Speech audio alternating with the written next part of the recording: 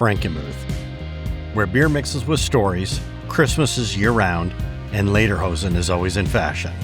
But tucked between the pretzels and the polka is a man on a mission to change the world one mind at a time.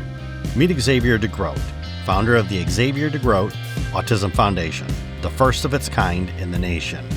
But what exactly does it do? And why did Xavier devote his life to building it? What drives a man to challenge perceptions and create something the world has never seen? My name is Cliff Duvenois, and we are Total Michigan. The Xavier DeGroat Autism Foundation is dedicated to raising awareness until we have acceptance in society, which awareness never ends until people become aware how to better socially interact and treat people with different abilities, such as those on the spectrum. So by doing so, we go out and do police training, firefighting training, how to better behave towards individuals on a spectrum. We also help provide education to the community out in the public while we host programs and seminars that are going to help make better a world of understanding on how to properly manage what abilities those with autism have to help contribute to the society we live in today.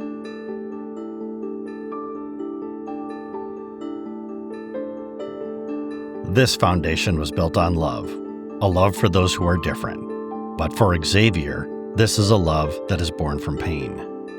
Growing up, especially in my high school years, I was bullied and I felt less than others. I didn't feel like I could socially cooperate with social sarcasm and nuances when people joke. And a lot of it was more the negative social interactions I faced, being harassed and bullied when kids would tell me, hey, go do this, go do that. And it would turn me into being misdisciplined and mistreated by the principals. And so that told my family, we need to go stand up and share that our son has way more strengths than what you're seeing. And it's not for them to judge what my strengths are. It's for me to go forward with my art and creativity. In order to be heard properly, you have to be patient. And later on in life, I learned that some people are more patient and found to become mentors of my life, such as Jamie Forbush here in Frankenmuth, and also Henry Kissinger, and even the Dalai Lama has taught me how to meditate and live a life in a more peace of mind way. Let me figure myself out and go on with my own heart and not be judged by other people's minds.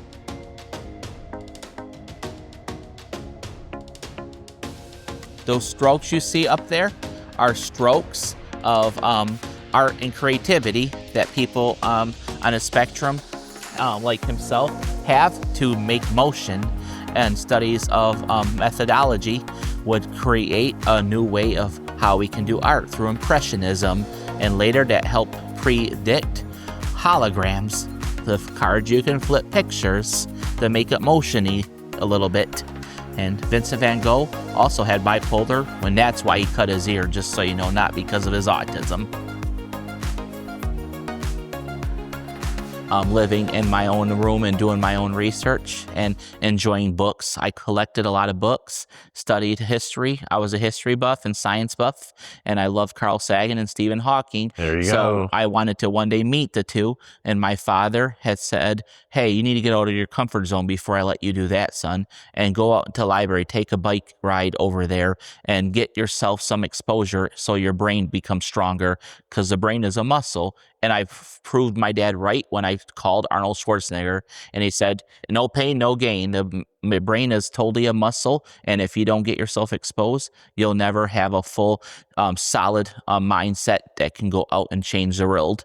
And therefore, my dad took me on a journey and made me travel around the whole country and get exposed. And I got to meet Stephen Hawking, my dad paid for. And my dad was my number one financer in life. And I call him my JP Morgan. And I was individually my own Thomas Edison, trying to innovate and experiment with things in this world so I can figure out the definition of my duty and effort to build a better society for those with autism. Because autism is a God-given gift. It is not for you to determine what my autism can and cannot do.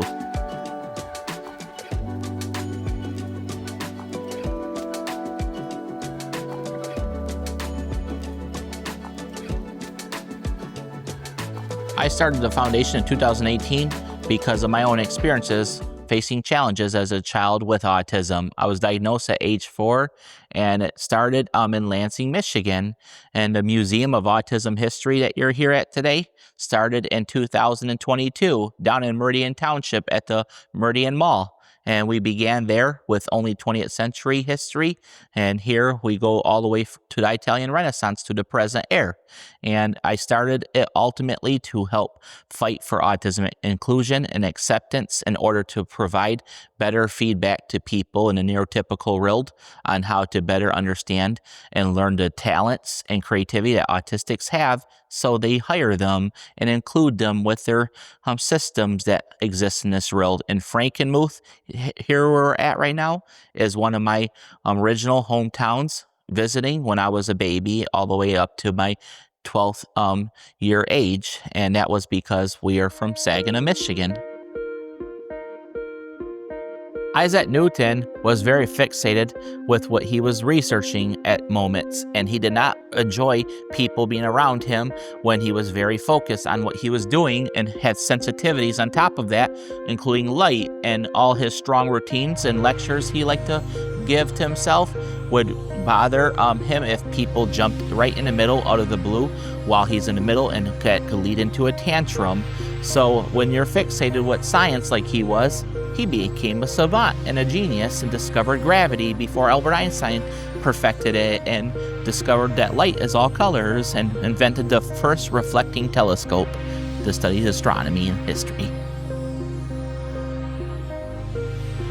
Yeah, visit our website, xdafoundation.org, and go to the click on the museum link on the top, and it says sign up to get a tour. Because we're in and out. We're not here all day, every day, but we're always available to take requests to come and check it out, and we'll fit you in somehow.